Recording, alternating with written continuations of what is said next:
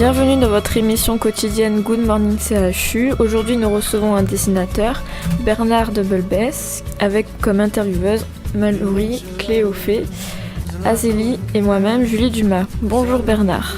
Bonjour les filles. Bonjour. Première question. Donc, vous êtes dessinateur et pourquoi le dessin comme passion principale ? Parce que c'est le plus simple pour moi. Ça a été plus simple, on prend un papier, un crayon et puis on laisse aller l'imagination. Au début, je sais pas, quand on est petit, on fait des petits bonhommes, on fait la maison, on met la fumée qui sort par la cheminée. C'est très simple parce qu'on n'a pas besoin de savoir parler. On n'a pas besoin de savoir écrire et on peut tout de suite montrer par exemple qu'il y a du soleil, on fait un rond avec des rayons ou qu'il va pleuvoir, on fait une espèce de gribouillis, c'est un nuage. C'est une manière de communiquer très, très pratique et facile. D'ailleurs Cro-Magnon, je pense c'est ce qu'il faisait dans ses grottes. Parce que je me suis renseigné, on ne savait pas s'il parlait. Enfin, il parlait, mais il grognait peut-être. Et il y avait peut-être autant de langues que de Cro-Magnon. Du coup, quand on en croisait un, ça devait être terrible. On devait parler avec les mains. Ou peut-être on gravait sur le sable quelque chose pour dire là-bas, il y a un troupeau. Ma femme vient de me foutre dehors de la grotte. Et ça devait être très très dur. Et alors, je sais pas, c'est toi qui es en fac, je sais pas, peut-être si ça serait très intéressant de savoir comment ils discutaient, les Cro-Magnons. Alors moi, je suis en fac de droit, donc c'est pas trop le sujet. Alors imagine, je sais pas, je sais pas, un Cro-Magnon qui a volé quelque chose à un autre, et puis l'autre qui veut lui balancer un coup de massue, il faut le défendre. Comment faire pour dire qu'il a pas fait exprès ou qu'il avait très faim, je sais pas. Donc c'est pour vous dire que le dessin, c'est pratique, c'est simple. Et puis on a tout de suite compris, même si on ne sait pas très bien dessiner, quand on est petit, on arrive facilement à dire ça c'est mon papa, ça c'est ma maman, on arrive à les reconnaître vaguement, quoi. Si on fait bien la robe pour la maman et tout. Puis c'est accessible à tous aussi. Et c'est accessible à tous, voilà. Sauf aux aveugles. Bon, il faut bien incarner, c'est vrai que c'est toujours les mêmes. Donc, voilà. Que dessinez-vous ? Alors, moi, ce que j'aime bien voyager, donc je fais des carnets de voyage, c'est-à-dire que je vais un peu le plus loin possible, bien sûr, c'est l'idéal, et puis de retranscrire un peu ce que je vois, et d'écrire aussi, peut-être de décrire, et de rencontrer des gens. J'aime bien aussi cumuler le dessin, c'est pas que le dessin, c'est aussi les rencontres. Ça me permet d'ailleurs de vous rencontrer, vous. Là, c'est quand même une façon de partager. Donc, qu'est-ce que je dessine ? J'aime bien dessiner les éléphants. Parce que j'ai trouvé bien gros, et puis c'est assez facile. Même s'il n'y a pas longtemps, à Bordeaux, il s'est ouvert le muséum, oui.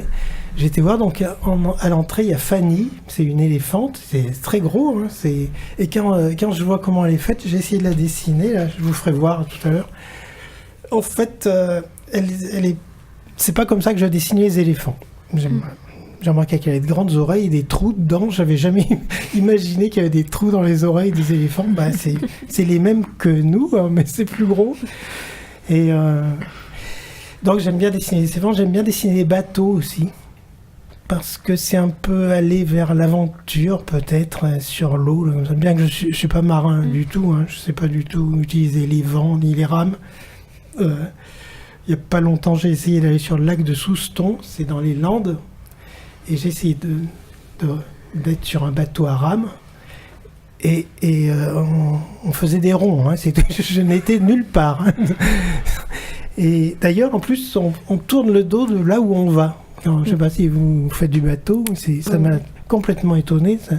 Et vous préférez les bateaux à moteur ? Je préfère les bateaux à moteur. Et peut-être de les regarder, peut-être pas d'être dessus. Encore que c'est très très magique d'être sur un bateau comme ça, puis de partir sur la mer. C'est bien, j'aime bien. voilà ce que j'aime dessiner, mais j'aime bien croquer les gens aussi. Je vais vous croquer tout à l'heure. Je ne croque pas les gens qui vont écouter cette émission, parce que je ne les vois pas. Je pense qu'il doit y en avoir des milliers, et ça serait des millions. Donc ça serait un trop gros travail. Êtes-vous toujours satisfait de ce que vous faites ? Jamais, parce que non, il y a des fois, quand c'est à peu près bien, je me dis, c'est pas moi qui ai fait ça. Et non, j'arrive jamais à dessiner des choses que j'imaginais. C'est toujours un peu à côté, parce que c'est pas facile. Hein, on est rarement content de. Enfin, moi, je suis jamais très très content de ce que j'ai fait. En tout cas, c'est jamais comme j'imaginais au départ. C'est soit la main qui a tremblé, soit la peinture qui a coulé. Mais c'est pas mal, hein, des fois. Après, les gens me disent « Ah non, c'est bien, c'est ressemblant. » On connaît bien un éléphant, par exemple. Il y a bien une trompe. Mais, ouais, je suis jamais très, très, très content de moi. J'ai une petite sœur qui fait du dessin et elle m'avait dit une phrase qui était en fait le plus frustrant quand on dessine, c'est qu'il y a toujours quelque chose à faire, c'est jamais fini. Oui. Et on pourra le publier, on pourra le mettre sur papier, et ce sera jamais fini, il faudra toujours... Alors ça c'est vraiment... Alors moi des fois je fais des travaux de commande, parce qu'il faut gagner sa vie, donc des fois on me commande un plan de ville ou une vue d'un bateau. Et il y a un moment où il faut se dire... bon, là j'arrête, oui, parce qu'on pourrait aussi à l'infini se dire mais non, mais j'ai mal fait le hublot là, voilà, ça c'est pas. Il y a un moment, il faut se dire non, j'arrête. Mais c'est un peu comme si on fait de la marche. Il y a un moment, on dirait je pose les bagages, je m'étends sur l'herbe verte et puis on reprendra demain. Ouais, mais elle a raison, mais c'est vrai que c'est jamais fini. Et donc, vous parlez beaucoup de voyage. Oui. Et qu'est-ce que ça vous procure, le voyage, tout comme le dessin, tout ça ? C'est un peu pareil, parce qu'un dessin, c'est un petit trait qui va partir là sur la feuille. Le voyage, c'est un peu ça. On va poser des pas les uns derrière les autres. À la découverte. C'est peut-être la recherche de pourquoi on est là, où on va. Il y a peut-être ça. Hein. J'ai pas encore trouvé. Sinon, je m'arrête. Si je trouve, je vous... Mais c'est un peu comme si on est... Je sais pas si on est dans un petit village sous une montagne. Je pense qu'on est quand même un peu attiré pour voir ce qu'il y a là-haut. Et puis après, ce qu'il y a derrière. C'est une curiosité de dessiner, c'est une curiosité jusqu'où ça va aller là, ce que je dessine et qu'est-ce que je vais découvrir de merveilleux. Enfin, on n'essaye pas de découvrir de quelque chose d'horrible, hein. On va essayer de nouveau. Ouais. C'est une recherche du nouveau, une recherche de soi peut-être aussi, je sais pas, à travers le voyage, de voir comment est-ce qu'on va être assez fort pour supporter, j'en sais rien, moi, une nuit à la belle étoile, est-ce qu'on va pas avoir froid, tout, jusqu'où on va pouvoir aller. Le voyage, voilà, c'est peut-être une découverte de soi aussi. Et donc on a vu quelques-unes de vos œuvres et quelques-uns de vos dessins et on remarque beaucoup de couleurs douces, beaucoup de couleurs pastel. Pourquoi ce choix de couleurs en particulier ? Alors, ça vient un peu du pigment que j'utilise, c'est l'aquarelle. Hein, donc c'est l'aquarelle, comme son nom l'indique, c'est de l'eau avec de la poudre. Alors, je sais pas ce qu'ils mettent en plus pour lier la poudre. Je crois qu'il y a du fiel de bœuf. C'est des trucs, je crois que j'ai jamais essayé de trop en manger, mais je crois pas que ce soit très très bon. Mais voilà, ça, donc et des fois j'essaye de charger, hein, c'est-à-dire de mettre le moins d'eau possible, mais c'est quand même toujours un peu c'est transparent l'aquarelle. Contrairement à la gouache, si vous en avez fait, ça couvre. Hein, comme le beurre couvre une tartine ou je sais pas, la confiture. Là, c'est très très très léger, quoi. Et j'aime beaucoup le bleu outre-mer aussi. En venant vous voir, là, je regardais le ciel. Je sais pas si vous avez essayé des fois de peindre ou de dessiner le ciel. Vous verrez que c'est un bleu très très particulier. Dans ce bleu, c'est pas que du bleu. Il y a une petite pointe de rouge dedans. Et plus on va au-dessus de sa tête, plus c'est foncé. Et plus on regarde au fond, plus ça devient un bleu très tendre, pâle, alors transparent. Et des fois, ça se confond avec les nuages presque. C'est presque blanc. Et j'aime bien mettre aussi, ça donne du volume dans les peintures, comme ça. Si on fait un paysage, plus en plus elle est léger au fond, ça va donner l'impression d'une profondeur et je sais pas, un peu de perspective. Voilà. Et si on inventait des aquarelles beaucoup plus vives, vous resteriez au pastel ou... Oui, parce que ça existe, hein. Il y a des gros feutres. Il y a des gros feutres maintenant qui valent un peu cher, donc je me sers pas, donc je sais même pas leur nom. Mais on peut faire de chouettes aplats, là, si on fait des bandes dessinées ou même des grandes fresques. En pas longtemps, on fait un beau ciel sans petites retouches, sans rien. Mais ça m'intéresse pas. J'aime bien le contact du papier, de l'eau, et de voir que des fois ça marche pas. Et petit à petit, comme par miracle, on finit quand même par terminer son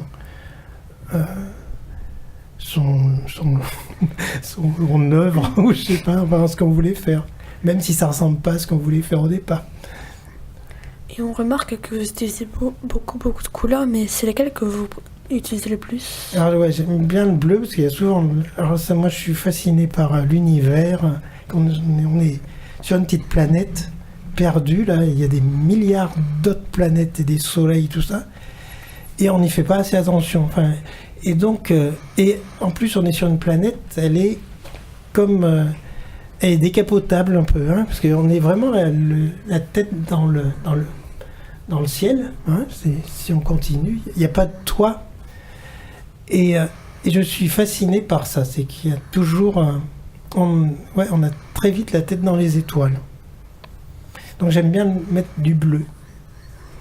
Mais j'aime bien les orangés, puis le doré, le jaune, puis le vert. Non, mais j'aime bien tout. J'aime bien quand marier un petit peu toutes ces couleurs. Avez-vous transmis votre passion à vos proches ou vos amis? Non, bien souvent, ils disent « Oh non, moi je ne sais pas dessiner ». Ils me demandent, quand ils sont à faire quelque chose, ils me le demandent. Alors peut-être, des fois, on va au musée ensemble, et eux peuvent me faire voir des trucs que je n'ai pas vus. Mais même ma fille, elle dessine, mais c'est pas du tout pareil. Elle ne voulait pas être illustratrice, ni peintre. Elle voulait faire du cinéma. Et, mais petit à petit, les gens qui me côtoient, ils savent qu'il y a plusieurs teintes de vert, qu'il y a plusieurs... Peut-être je leur ai montré que oui, on pouvait faire plein de nuances dans certaines choses. Mais ça n'a pas engagé quelqu'un à suivre mes pas. Et peut-être que vous pouvez inspirer quelqu'un, mais quelles ont été vos inspirations à vous? Alors là, il y a quelqu'un, là, je crois que c'est aujourd'hui, il y a Jean-Jacques Sampé, je ne sais pas si vous connaissez, il est très vieux, mais dans les 86... il a 86 ans, oui, 86 ans.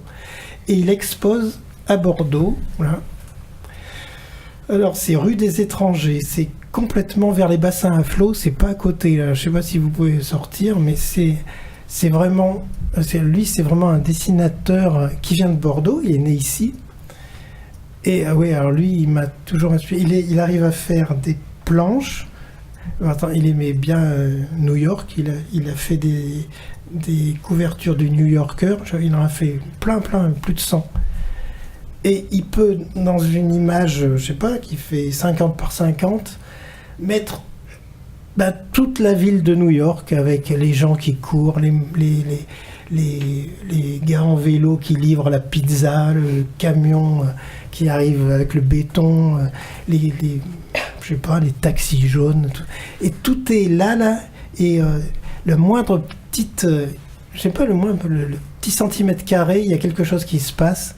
Et en plus, il met de la couleur qui est, dont moi j'aimerais bien faire pareil. Hein. C'est vraiment quelqu'un à connaître. Alors Sampé, S-E-M-P-E. Il y a Sampé à Paris, Sampé à New York. Il a fait le Petit Nicolas. Je sais pas. Il a fait plein de choses. C'est vraiment en dehors des grands peintres. Quand j'avais 16 ans, j'essayais de reproduire des Léonard de Vinci. À mon niveau, hein. S'il aurait vu ça, il aurait peut-être pas été très content. Mais à la peinture à l'huile, j'essayais de refaire des trucs comme ça. J'aimais bien les peintres italiens de la Renaissance. Parce qu'il y a des couleurs, j'étais moins attiré vers les peintres contemporains comme Picasso. Je ne comprenais pas trop. J'avais l'impression qu'il dessinait mal et tout. Alors que c'est pas vrai, hein. C'est un très très grand artiste. Mais des gens comme De Staël aussi, Nicolas De Staël, je sais pas qui arrivent à faire des paysages, des portraits même, avec des aplats, des couleurs les unes sur les autres. C'est vraiment des gens qui m'interrogent, ça, que j'aime bien redécouvrir. Et donc là, on voit New York. Vous êtes allé à New York, vous êtes allé au Maroc, en Irlande, là, oui. En Sicile. Quelle dimension a le voyage dans votre vie ? Non, pour moi, c'est un grand plaisir. Voilà, c'est un grand bonheur de savoir que là, je pense qu'on va peut-être partir en Grèce et d'aller visiter un petit peu les îles, la suite d'Ulysse. Non, ça me plairait bien. C'est un grand bonheur. Et tout ouvrir, tous les sens en alerte. Sentir les petits... je sais pas, tout ce qui peut se trouver accroché au rocher, la mer, écouter le vent. Mais d'un autre côté, rien que de venir vous voir là, en passant de la place Gambetta, la place de la Victoire jusque-là, c'est un voyage aussi. J'ai vu plein de choses. Là, pas loin, là, il y a un petit bâtiment contemporain. Et au lieu d'avoir un balcon avec des grilles, ils ont fait comme si c'était des roseaux. Je sais pas. Et c'est tout en rond. Et malgré tout, c'est bien un garde-corps. Mais c'est pas rigide et tout. Voilà, il y a plein de choses. Tous les jours, à chaque instant, on peut découvrir. C'est un voyage aussi. Comme ça évite, ça ne coûte rien en plus. C'est un voyage qui coûte rien, qui peut se faire très vite. Il n'y a pas besoin de prendre l'avion. Mais c'est vrai qu'il a une perspective d'un voyage. Alors même l'avion, de se retrouver au-dessus des nuages. Mais je ne sais pas si vous avez toutes. Ça c'est génial. Enfin, c'est qu'à notre époque que quelqu'un pas trop argenté peut se payer un voyage au-dessus. Alors tant pis pour notre empreinte. Mais ça vaut quand même le coup d'être au-dessus des nuages et puis de voler là. C'est d'être presque un oiseau. Ça c'est bien. Donc le prochain pays à visiter, ça serait la Grèce. Ouais, il me semble. Quelle est la ville qui vous a le plus inspiré et pourquoi ? Alors j'aime beaucoup Paris. Je suis en train de faire le plan de Paris là, avec toutes les rues. D'ailleurs, je recule maintenant parce que je m'aperçois que faire toutes les rues, ça devient illisible, ça devient tout petit. Donc il faut que je refasse tout ce que j'ai fait. Et puis il y a une ville que j'ai bien aimée, c'est Lisbonne aussi. Parce que c'est une ville qui est au bord du Tage, mais le Tage, c'est un fleuve un peu comme la Garonne qui est soumis au marais. Mais il a aussi, cette ville, elle a des collines. Et sur chaque colline est habitée, est construite. Et chaque fois, c'est un nouveau paysage. On va au château, on va, je sais pas, il y a un truc qui s'appelle le Campolide. C'est un ancien aqueduc. Et on voit la mer, on voit d'autres montagnes, des palmiers, tout. J'aime beaucoup cette ville. Et les gens étaient très très sympas. Mais je crois que c'est envahi par les touristes maintenant et c'est un peu moins... C'est moins accueillant, mais c'est une très belle ville. Puis il y a des lumières magnifiques aussi. Et du coup, vous parlez beaucoup de la mer. Oui. C'est le paysage qui pour vous serait le plus apaisant Ouais. Alors, parce que moi je suis né au milieu de la France, à Clermont-Ferrand. Je ne sais pas si vous connaissez. Il y a des petits volcans au-dessus, c'est très sympa. Hein, c'est très... Mais la mer, elle est à 300 km. Et du coup, soit il faut descendre jusqu'à la Méditerranée, soit venir jusqu'ici. Et ça m'a toujours attiré, quoi. J'aime savoir qu'il y avait la mer et que moi je la voyais pas. À Clermont-Ferrand, il n'y a même pas de rivière. Donc, il n'y a pas d'eau. C'est tout le feu, C'est quoi, en fait. Hein, c'est ça, les volcans. Et c'est très... moi, j'adore ici descendre jusqu'au Pays Basque, là, et quand même avoir des montagnes aussi. J'aime bien les montagnes. Enfin, ça doit être mon origine, là. J'aime bien voir les montagnes et puis la mer. Et vous préférez la mer Méditerranée ou l'océan? Et alors on dit que la première mer qu'on a vue, c'est celle qu'on préfère. Alors, c'est vrai que j'aime beaucoup la Méditerranée. Ouais, il y a ces grands arbres là, les ifs ou je sais pas là. Oui. Et puis elle est toute bleue, on peut rentrer dedans sans... elle est chaude, il y a du sable. Mais là, ça fait 25 ans que je suis à Bordeaux et j'aime bien aller quand même au Pays Basque. Et je commence vraiment à bien aimer toute la côte de Biscaye, là, d'Hendaye jusqu'à Biarritz. Après, je trouve que c'est un peu plat. Il n'y a plus que la mer et puis soi, quoi. Et peut-être... Mais moi, j'aime bien la Méditerranée. C'est ce qui explique peut-être la Grèce, là. Je sais pas, ces îles, là. C'est une bonne réponse. Je viens... j'ai vécu à côté de la mer Méditerranée. Oui, du quel côté? Montpellier. Ah oui, ouais. Donc vraiment à côté. Et oui. Ouais, non, c'est vrai que c'est attirant. Hein. Puis quand on arrive là depuis l'autoroute de Toulouse, là, qu'on commence à voir là, un grand étang, là. Ouais, c'est... Puis là, on la voit de loin, en plus. Alors qu'ici, là... on la voit moins. Voilà, il faut faire beaucoup de kilomètres et on la voit au dernier moment. Et des fois, elle est démontée ou elle est verte. c'est pas pareil. Mais je commence à apprécier. Oui. Il y a une mer aussi qu'on a vue l'année dernière. On est parti vers la mer du Nord. Et ça aussi, c'est une autre mer, mais c'est à voir, ça aussi. Mais non, quand je suis arrivée ici, j'ai vu l'océan qui s'était retiré. Je me suis dit, mais qu'est-ce que c'est que ça? Oui. C'est une mer, un océan tout petit. La mer est démontée, l'océan aussi. Et on le remonte quand? Mais non, mais c'est pas... Mais c'est... Ah, il y a la Manche aussi, que j'ai découvert dans le Cotentin. Je sais pas si vous montez tout à fait du côté de Cherbourg, et vous tournez, vous êtes à Cherbourg, vous tournez à gauche, et il y a un pays qui s'appelle La Hague, et c'est magnifique. Alors, même si on aime la Méditerranée, c'est... parce que c'est tout vert, il y a plein de murets, un peu comme en Irlande, puis il y a des vaches, et il y a la mer derrière, là. Et on voit, alors moi qui aime les bateaux, on voit des fois passer des porte-conteneurs, des trucs comme ça. Ouais, il y a du vent, c'est très sympathique. Non, mais partout, hein, je pense, en Bretagne aussi.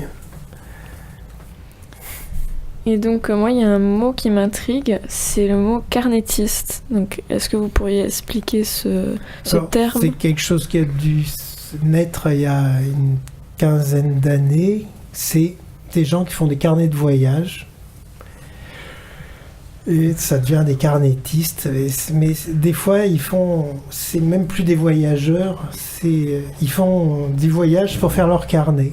Et c'est un peu dommage parce qu'ils dessinent très très bien et tout.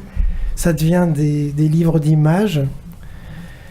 Et moi, je me considère pas comme un carnétiste. J'aime bien faire un voyage et puis après essayer de raconter ce qui s'est passé, qui j'ai croisé, tout ça. Mais faire un carnet pour faire un carnet, puis il y en a, oui, c'est leur... oui, comme des écrivains font des best-sellers, les certains carnétistes vont faire ça pour gagner leur vie. Mais ça peut être très très chouette, hein, mais voilà ce que c'est un carnétiste. C'est quelqu'un qui fait uniquement presque que des carnets de voyage. Vous vous sentez plus dessinateur du coup que carnétiste? Ouais, alors oui. Je me sentais illustrateur, voilà, mais ouais. Donc, quelles ont été vos études et vos apprentissages? Alors moi, j'ai pas fait beaucoup d'études. Je me suis arrêté en 3e parce que je savais pas ce que je voulais faire. Mais, sinon, dessiner, je voulais bien dessiner. Mais et en 3e, j'ai quitté l'école après le BEPC, je sais pas si ça existe encore. Et c'est le brevet d'études du premier cycle. D'accord. Mais bon... Et j'ai été travailler chez un architecte pour apprendre à dessiner. Et donc j'ai dessiné des maisons. Mais ça m'a très vite... ça m'a pas plu parce que faut faire des traits très droits qui se recoupent. Et puis il s'agit pas de faire n'importe quelle maison. Il faut faire les maisons que l'architecte a décidées. Et après, il faut faire des métraits, c'est-à-dire il faut calculer le nombre de fenêtres qu'il va y avoir dans la maison, puis les fenêtres, le nombre de carreaux, puis le nombre de vis. Ça, ouais, c'était vraiment pas... Ça m'a quand même appris à regarder les choses et à savoir comment est fabriqué des maisons, des bâtiments. Puis ça m'a appris au moins à dessiner droit. Mais je suis vite parti vers les traits en biais. Je préfère les traits à main levée qu'avec une règle. Et du coup, quel matériel utilisez-vous? Et moi, alors c'est juste un petit stylo. Ça peut être les stylos que vous utilisez en classe. Un stylo Bic, on peut faire de très très beaux dessins. Si vous... y a un très beau carnet qui a été fait par une américaine là, qui a eu un accident, je crois, je sais pas, elle a rempli des carnets avec des stylos billes. Et c'est impeccable quand vous croisez les traits du crayon bille, vous pouvez donner du volume. Vous pouvez faire un portrait splendide avec un bic. Alors moi, c'est plutôt des stylos indélébiles, parce qu'après, moi, je vais mettre de la couleur, et il faut que la couleur tienne et qu'elle dilue pas mon stylo. Sinon, après, ça fait vraiment très moche. Et puis des pinceaux, j'utilise des pinceaux. Et mis à part le dessin, du coup, vous avez d'autres passions? Ouais, j'aime bien lire. Et puis, écouter un peu de musique aussi, mais je suis très éclectique. Hein. J'aime des petits bouts, des tout petits bouts de... Enfin, sur les CD, j'aime un sillon, des fois. Encore que le sillon, c'est le même, mais des fois, c'est des petits bouts que j'aime... Et puis lire aussi, ouais, parce que là aussi ça fait voyager, lire. On voyage tranquille, on est dans son fauteuil. Il y a des écrivains merveilleux qui vous font voyager, découvrir, rencontrer, puis qui vous apprennent des trucs. J'entends beaucoup le mot voyage, mais je me demande si vous avez trouvé quand même votre maison à vous. Ah non. Un temps, je voulais... Parce que après avoir appris à dessiner les bâtiments, je suis rentré au monument historique. Et je voulais m'acheter une vieille tour pour m'installer dans ma tour. Alors pourquoi une tour? Je sais rien, on est protégé. Puis c'est haut, donc on voit loin. Il y a un panorama, il y a des escaliers à monter. C'est rond. Mais j'ai pas encore trouvé. Non, j'ai pas encore trouvé mon lieu. Bien qu'à Bordeaux, là, au 4e étage, sous les toits, j'ai un truc qu'on peut appeler un atelier. Ça fait 9 mètres carrés. Je tiens pas debout, c'est sous les toits. Mais j'ai un Velux qui m'apporte la lumière, là, juste au-dessus de moi. Je peux pas dire que je suis loin je suis pas loin de ma tour, là, quelque part. Parce que je suis pépère, bien. Je mets France Culture du matin au soir. Donc j'apprends des choses, des fois sans m'en apercevoir. C'est super, France Culture. Ça peut être très chiant. C'est bien plus chiant, mais enfin que radio Good Morning CHU, bien entendu. Mais on apprend plein de trucs. Des fois, ils invitent des gens fabuleux. Ouais, c'est... Et donc vous disiez que des auteurs, par le biais des livres, peuvent faire voyager, faire réfléchir, et peuvent aussi faire passer des valeurs et des messages. Oui. Pour vous, quelles sont les valeurs qui ont le plus d'impact avec votre médium artistique ? C'est... un temps, j'ai beaucoup lu des sages d'Asie et tout ça. Et j'aime bien retirer des petites phrases, des fois, d'un maître qui est du XIIe siècle, mongol, je sais pas, qui dit par exemple si tu ne trouves pas la vérité où tu es, où espères-tu la trouver? Et ça, je l'ai mis dans mon... Ouais, voilà, si là où on est... oui, pourquoi aller chercher ailleurs? Alors ça va à l'encontre du voyage, mais pourquoi aller chercher ailleurs alors que là, peut-être tout est là. Il suffit juste... Alors j'aimais bien, je sais pas, lire le Tao, les trucs comme ça, des maîtres bouddhistes, tibétains, ou des trucs. J'avais trouvé aussi c'était un rabbin, mais alors, je sais pas, qui très très ancien, qui avait dit si tu n'es pas toi-même, qui peut l'être à ta place? Mais si tu n'es que toi pour toi, qui es-tu? Et si c'est pas maintenant, quand donc? Et c'est juste ça. Ah ouais, c'est... Bah oui, d'essayer de chercher... Oui, d'être soi-même, de faire ce qu'on aime et tout. Mais penser aux autres aussi. Et puis pas attendre qu'on soit mort. Et c'est... ce rabbin, il s'appelle Hillel, H-I-2-L-E-L. J'avais trouvé ce petit écrit dans le musée judaïque au Marais, dans le Marais. Voilà, j'aime bien des petits trucs comme ça, mais je peux pas dire, là, moi c'est comme la musique, j'adore des poésies de Victor Hugo, mais peut-être pas tout Victor Hugo aussi. Et voilà, j'aime bien piocher dans des écrivains. Alors, certainement que ça a une résonance après sur ce que je vais faire. J'essaye de faire le mieux possible au moment où je le fais. Ce qui fait que le lendemain, si c'est raté, je me dis t'as mis toute ton énergie. C'est pas ça.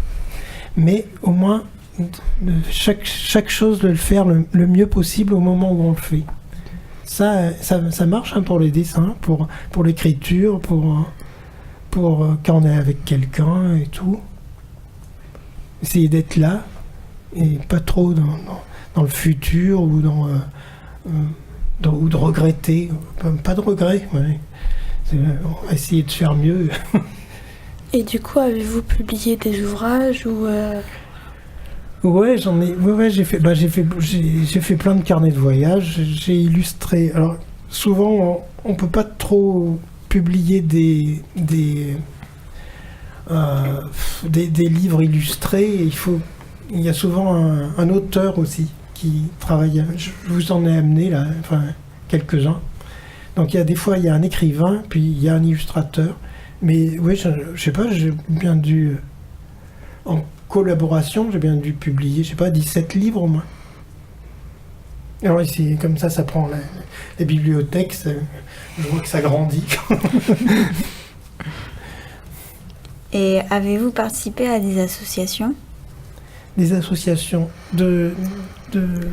des associations en général. Est-ce que c'était dans le dessin Alors, je sais pas, dans le dessin, j'avais rencontré des gens à Bordeaux, là, c'était les Urban Sketchers. Alors, Sketchers, c'est des gens qui font des croquis dans la ville. Urban, c'était sketch.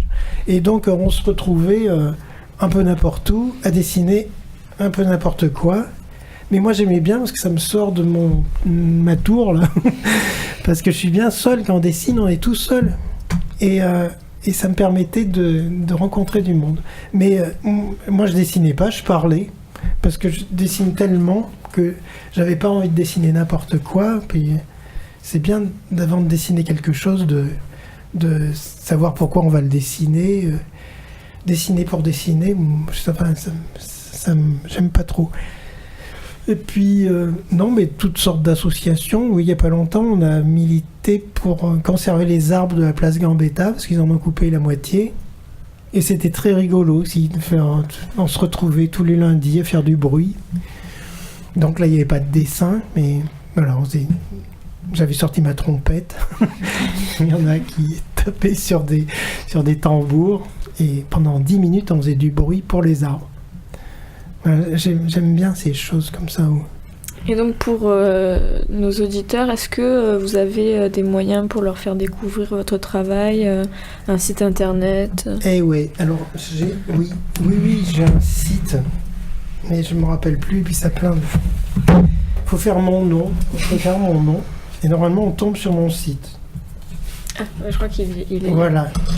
Donc c'est www.bernarddebelbase.wixsite.com/l'univers de Bernardo. Voilà. Ça.